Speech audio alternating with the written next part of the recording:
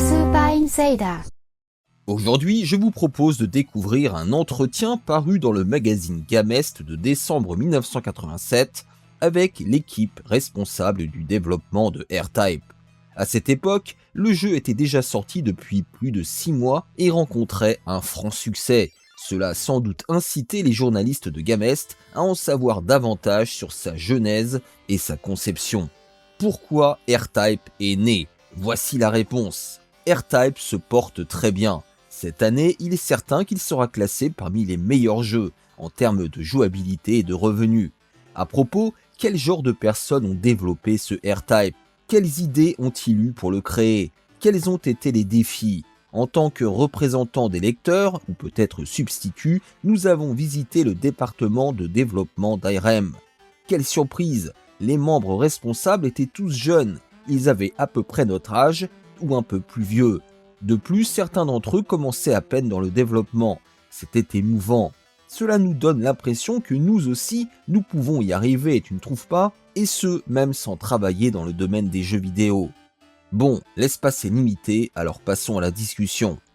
Les participants sont Kinte, le chef d'équipe, Abiko, responsable de la conception du jeu, Akio, responsable de la conception des personnages, Scrap, responsable du son, Sum, responsable du logiciel, Yoshige, de la conception des personnages, Masichin, du logiciel, et KH, du son et du logiciel. Tout d'abord, j'aimerais savoir ce qui vous a poussé à créer R-Type. Nous avons développé un nouveau matériel 16 bits permettant d'afficher de nombreux personnages à l'écran. Tout a commencé avec l'idée que nous devrions créer un jeu de tir parce que le nouveau matériel 16 bits que nous avons développé était puissant et rapide. Je pense que l'idée du Force dans R-Type est vraiment excellente. Comment vous est-elle venue? Au début, c'était une blague. Vous connaissez l'insecte appelé bousier, n'est-ce pas? Nous avons pensé que ce serait intéressant de faire évoluer non pas le personnage principal, mais quelque chose qu'il pousse, comme le bousier avec sa boule. Fondamentalement, nous voulions introduire 2 joueurs à l'écran qui pourraient coopérer pour combattre. Avez-vous été influencé par Gradius? Oui, certainement. Comme c'est aussi un jeu à défilement horizontal, nous y avons beaucoup pensé. Akio est un grand amateur de Gradius, mais nous avons voulu créer quelque chose de différent. Le jeu a-t-il été réalisé exactement comme vous l'aviez imaginé au départ? Non.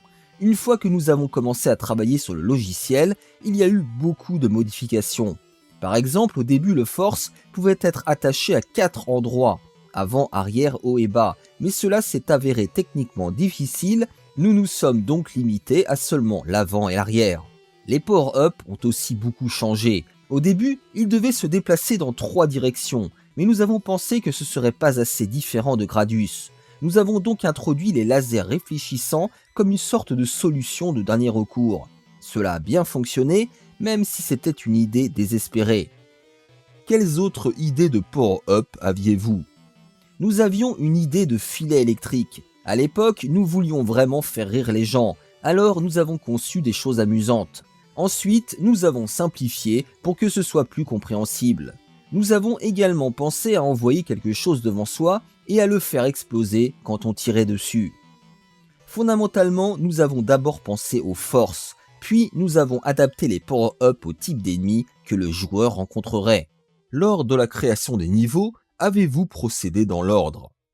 Non, nous créons chaque niveau indépendamment, puis nous les réorganisons par la suite. Il y a des considérations de difficulté à prendre en compte. Quel niveau a été créé en premier? Le tout premier était le niveau 1, il a une légère influence de Gradius. Ensuite, nous avons créé le niveau 7, le niveau qui se désintègre. Puis le niveau 2 avec les aliens. Pour ce niveau, nous nous sommes inspirés du film Alien 2. Ensuite, nous avons créé les niveaux 3 et 4. Chaque niveau incorpore des idées vraiment impressionnantes et contribue à créer le monde du jeu. Pour le niveau 4, nous avons utilisé une simulation dans le logiciel et vu les personnages tirer des lignes. Nous avons pensé que si nous pouvions faire cela avec le logiciel, ce serait intéressant à essayer. Nous avons donc fait en sorte que le niveau 4 comporte des ennemis qui tirent des lignes et d'autres qui suivent ces lignes, ainsi que des ennemis qui les détruisent. Le niveau 7, du point de vue de l'histoire, est la phase finale de la base ennemie où les ennemis vaincus par le joueur sont éliminés, et la scène du boss se déroule dans une décharge. Nous avons conçu le premier niveau pour que le joueur moyen puisse s'amuser. Ensuite, le deuxième les pousse un peu plus loin. Le troisième introduit de nouvelles idées. Le quatrième augmente considérablement la difficulté pour générer des revenus. Le cinquième présente un monde différent et le sixième commence à les faire abandonner. Nous ne voulions pas vraiment faire un deuxième loop, mais nous l'avons ajouté comme un service. Nous avons juste augmenté la difficulté, alors amusez-vous comme vous le souhaitez. Le deuxième tour est beaucoup plus difficile. Oui, nous avons pensé que plutôt que de tout finir en 2 tours, il serait plus satisfaisant pour les joueurs de se faire battre à la fin. Par exemple, le boss du 5e niveau du 2e tour est vraiment difficile si vous ne suivez pas le bon modèle. Si vous mourrez, il est presque impossible de continuer. J'aimerais maintenant parler du son. Avez-vous reçu des instructions spécifiques de la part de l'équipe de planification pour le son ? Oui, nous avons reçu beaucoup de demandes. Fondamentalement, ils voulaient que ce soit sérieux. Nous avons eu beaucoup de désaccords, notamment sur l'ajout du son des vaisseaux de guerre. Vous savez, le grand vaisseau de guerre au 3e niveau. Je pensais que ce son n'était pas nécessaire pour ce jeu. En fait, je ne savais pas quel son devait faire un vaisseau de guerre. Ces énormes vaisseaux de guerre n'existent pas vraiment, donc inventer un son pour eux était difficile. Quel genre de directive avez-vous reçu de la part de l'équipe de planification ? Ils parlaient en termes de rythme, des sons comme don ta ta.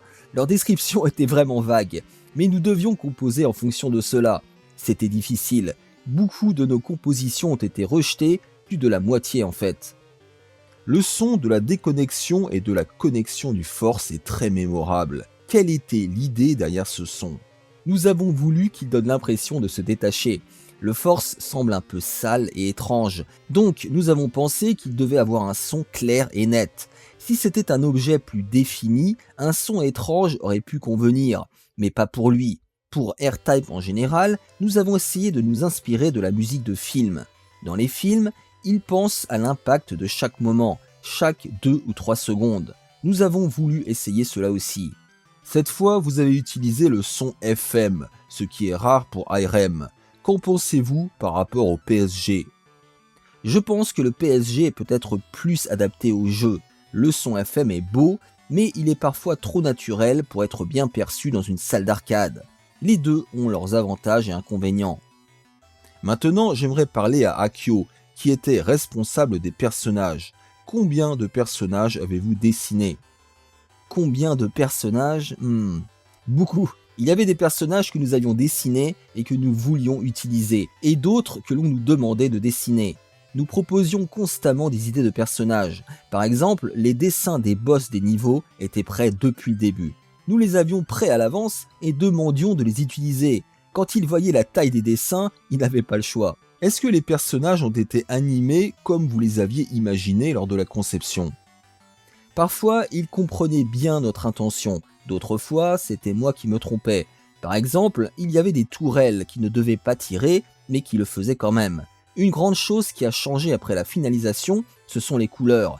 Initialement, les jets de propulsion des vaisseaux de guerre étaient rouges, pas bleus. Je pense que j'avais dit que dans un monde parallèle, il n'y aurait pas de feu. Il a pris ça au sérieux. C'est quelqu'un de très sensible. Quand c'est rouge, ça avait un aspect plus réaliste, mais le bleu a donné une autre impression. Les serpents du niveau 5 étaient à l'origine en bleu et rose pastel, mais ont fini par devenir beaucoup plus sombres. En général, tout est devenu plus sombre que prévu initialement. Quel défi avez-vous rencontré lors de la programmation, Som-san ? En tant que jeu de tir, nous pensions que ce serait assez classique, mais c'était loin d'être le cas. Nous avons eu beaucoup de difficultés, surtout avec les éléments comme le Force. Par exemple, quand ils se connectent, les mouvements vers le haut et le bas doivent être différents, ce qui était difficile à gérer. Le Force se déplie et se rétracte selon les mouvements latéraux, ce qui est aussi complexe. Le Force doit également éviter les obstacles de manière autonome, ce qui était un défi technique. Parfois, il se coince dans le terrain. C'est censé remplacer le joueur dans certaines situations, donc c'était difficile à programmer. Le Force fait parfois des mouvements étranges. Oui, selon le terrain, il peut se coincer. Il est censé agir en remplacement du joueur, donc son comportement est compliqué. Les bits, c'est-à-dire les petits modules placés en haut et en bas du vaisseau, ont aussi des mouvements très intéressants. Oui, cela a demandé beaucoup de travail. On nous a demandé de les rendre comme s'ils étaient attachés par des élastiques. C'était très difficile à programmer et nous avons objecté que presque personne ne le remarquerait. Pour finir, pouvez-vous tous nous dire quels ont été vos plus grands défis ? Lors de la conception des personnages, il était difficile de saisir l'image et de créer des designs en conséquence. Je suis la seule femme dans l'équipe de R-Type. Échanger les dessins de données était un travail colossal à cause de la quantité énorme de données. C'était vraiment difficile. Le défi pour moi avec le son de R-Type était que nous n'avions pas de logiciel de composition ou d'éditeur de son pour le nouveau générateur de son FM. Par conséquent, les sons proposés par l'équipe de planification sonnaient souvent différemment lorsqu'elles étaient réellement produits. Cela a causé beaucoup de travail supplémentaire pour Scrapsan. Merci à tous pour vos efforts. Nous avons ensuite posé des questions aux développeurs de R-Type, y compris celles de nos lecteurs. Question 1. Quelle est l'origine du nom R-Type ? Le R vient de ray, rayon en anglais. Nous avons choisi ce nom car il y a plusieurs types de rayons utilisés comme armes dans le jeu. Question 2. Comment les ennemis ciblent-ils le joueur avec leurs tirs ? Les ennemis tirent dans 16 directions différentes. Ils tirent dans la direction la plus proche du joueur. Question 3. Comment se déplace le boss du stage 5, le corps principal de la masse de boue ? C'est complètement aléatoire. Le jeu choisit un point fixe sur l'écran et le boss se déplace lentement s'il est proche de ce point et rapidement s'il en est éloigné. Ce processus est répété. Question 4. Quelle est la zone de collision du vaisseau ? C'est juste un petit point au centre du vaisseau.